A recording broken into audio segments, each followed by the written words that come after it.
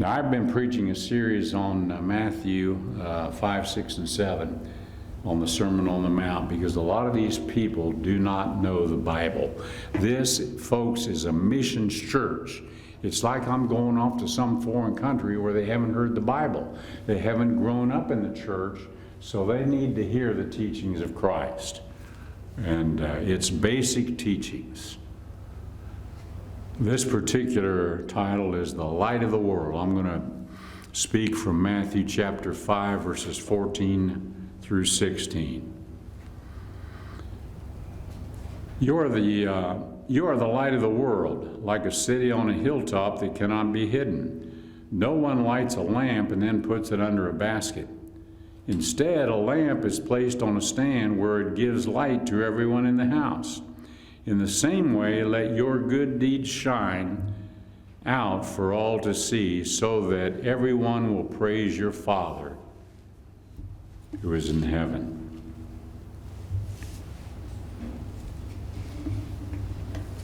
Let's take a look at this. I think this is one of the greatest compliments that Jesus could give the disciples in any century. Because what he's doing, he's saying, I want you to be like me. I am the light of the world. And I want you to be just like that. What does that mean? He said, John 9:5, as long as I am in the world, I am the light of the world. So he's really asking us to be like himself. And then there's some other things here I think are important. The Jews understood light. They talked about it a lot. They thought that a famous rabbi was the lamp of Israel. They felt that Jerusalem was a light to the Gentiles. The Gentiles were all non-Jews. We're Gentiles. And they finally took the gospel to Gentiles. Now, it's interesting that the people never kindled their own light. Jerusalem was indeed a light to the Gentiles, but God lit Israel's lamp. And I believe God, through the Holy Spirit, lights our own lamp. It's a demand of Jesus not to produce our own light, but to be a reflection of His light. It's a borrowed light. We don't produce our own light. It's a borrowed light. When Jesus said the Christians must be the light of the world, what did He mean? Number one, a light is the first and foremost something which is meant to be seen. The houses in Palestine had one window, probably a circular window about 18 inches wide. Otherwise, they had an oil lamp. They would place it on the lampstand inside the house so it would reflect the light around the room. But when they would leave, they would hide that lamp under a bushel to protect the light and to protect the property. And then when they'd come back in, they'd take it out from under the bushel, put it on the lampstand, and they'd have light again. So Christianity, Jesus is saying, was meant to be seen. And that's important, isn't it? There was a phrase years ago, someone said, there can be no such thing as secret discipleship. For either the secrecy destroys the discipleship, or the discipleship destroys the secrecy. I spent 30 years in the Army National Guard as a chaplain, and we'd be off on maneuvers, maybe during the summer for 2 weeks, or in the woods for a weekend. And I would often have men and women coming up to me as a chaplain, and they would let me know, hey, I go to such and such a church, I'm involved in the choir, I help out with worship service, or whatever. And I was always glad to see that, because at times I'd be in maneuvers and people would be out there and I didn't know whether they were Christian or not. I knew there were probably a lot of Secret Service Christians, I call them. They didn't let anybody know they were Christian, okay? But Jesus is saying we've got to model Christian behavior. It's got to be visible in our daily activities. It's got to be visible on the job. It's got to be visible when we play a game. It's got to be visible when we drive or park a car, when we're working in the workshop, when we're with our friends or neighbors and so on and so forth. Jesus didn't say you're the light of the church. He said you're the light of the world. Now there's a second thing about light. Light is meant as a guide, isn't it? I don't know if anybody's been on a cruise or not. I haven't been. And that's because I got deathly sick trying to do some deep sea fishing off the coast of Miami after a storm. Not good.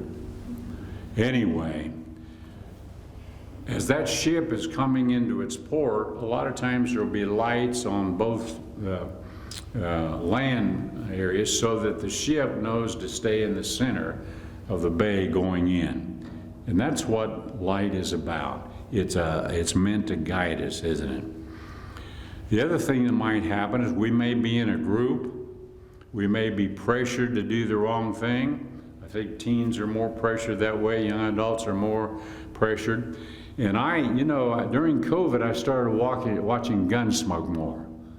I watch it about every night. I've read his autobiography. He was a good man. And I've noticed that, when they find a guy out west that's a horse thief, they want to hang him right away.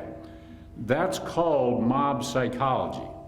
And there's a lot of mob psychology existing today, especially among our young adult population. They're getting a lot of things going. And sometimes, those riots out west a couple summers ago, I think a lot of people get involved in riots that probably wouldn't throw a rock through a business window if it was their individual decision. But it's like that mob, that group revs up the peer pressure, and then bad things happen.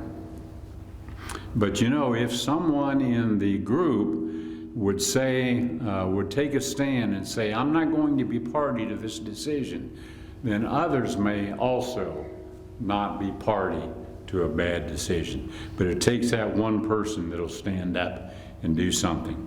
I started reading the EMT basic manual because I thought I wanted to do some EMT stuff after I retired from the Dayton VA years ago. And I read the first chapter, and in the first chapter, I believe it said, if you come on an accident scene, it's probably going to take a person that can stand up and make some quick decisions right away, or nothing's going to happen, because a lot of people don't know what to do around an accident scene, and so they don't do anything. But if the leader's there and comes up and starts handing people some jobs to do, like telling somebody to call 911, somebody block traffic and so on, somebody stand by the victim, support them there, then probably they'll do it if they're given some direction. And I think a lot of people would make better decisions in a group if they had someone to look up to help them make the right decision. I think it's very sad when I've heard at times over the years a young person, they were in a bad situation, the group made a bad situation, and at that point they also made the bad decision, but then later they say, I wish someone would have given me another direction to go in, and I wouldn't have gotten into those bad circumstances. We've got to have that courage to take a stand. The world needs its guiding lights. The third thing about light is sometimes it's a warning light, isn't it? And we have warning lights in our bodies. We might have a headache or whatever, warning lights that come up. And we need to get to the point of getting information about that warning. But the warning light tells us to halt or make a change, or there's danger ahead. And sometimes it's the duty of the Christian to be that warning light to others. Now, I'm a firm believer in the fact that we all need accountability partners. Somebody that'll hold us to the line, keep us on track, and tell us when we're wrong, okay? Now, I deal with a lot of people that are dysfunctional. They've had a lot of bad decisions in their life, and a lot of times they have enablers that support them in that bad decision. Enablers become more of the problem. Now, my wife has a brother over in Indiana He's got mental health issues. He's alcoholic, and her other brother brings him a case of beer periodically. And I told the brother, I said, you're just being an enabler to his problem. But some of us have enablers, don't we? It may be a family member, maybe a relative, maybe a close friend. But we don't need the enabler because that creates more of a problem. What we need is the accountability partner. Jesus can be our accountability partner. The Bible can be our accountability partner. My wife has been my accountability partner for over 51 and a half years in marriage. Prior to that, in our engagement period, she was still my accountability partner. In our young years of marriage, I taught my wife to fry eggs, and she became a great cook. I'm not a cook. I also taught her to be assertive. I taught my teenage daughter to be assertive. My teenage daughter and her husband are teachers in Nebraska. Now, but you know something? When my daughter and my wife get together, sometimes they turn this assertiveness on me. Okay? And that's not always good. All right, so much for that. I'll be seeing my daughter when we leave on Christmas Day here. We've got 2 grandchildren. They were living in my basement in Middletown 2 or 3 times over the years, okay? My grandson turned 13 in September, and my granddaughter turned 11 in October. So we went out there in September to celebrate his 13th birthday. I think that's important. They need that support, don't they? Well, let's take a look at this last verse. Jesus said, let your light so shine before men that they may see your good works and give glory to your Father who is in heaven. People are to see our good deeds, aren't they? Now, there's 2 Greek words here. One Greek word means that a thing is good in quality. The other Greek word, which I think is used here, is that it's not only good, but that it's captivating and beautiful and attractive. Okay? The good deeds of the Christian must be not only good, but they've got to be attractive. Sometimes they're not always attractive. The tragedy of so much so-called goodness is that sometimes there's an element of hardness or coldness in the goodness that we do. And that's a goodness which may repel others. The second thing is, it's further to be noted that our good deeds ought to draw attention not to ourselves, but to God, is what Jesus is saying here. Christians never think of what they've done, but what God has enabled them to do. We've got to direct them to God. As long as people are thinking of the praise, the thanks, and the prestige they get from doing good, we've missed the point of the Christian lifestyle. You know, these people at the gathering, a lot of them didn't grow up in good homes. They didn't have good, positive support people around them. A lot of times they've had negative support people around them. I've had patients over the years tell me that my parents never told me they loved me. Isn't that sad? They need to hear that. And I tell them that, and they know I mean it. Okay? The church has to love people outside the walls of the church. That's so important. Okay? Once in a while, before a sermon, during a sermon, or after a sermon, I like to sing a solo. I've been doing a lot of that lately because my band left. There was a lot of drama in the band, and it's good the band's gone.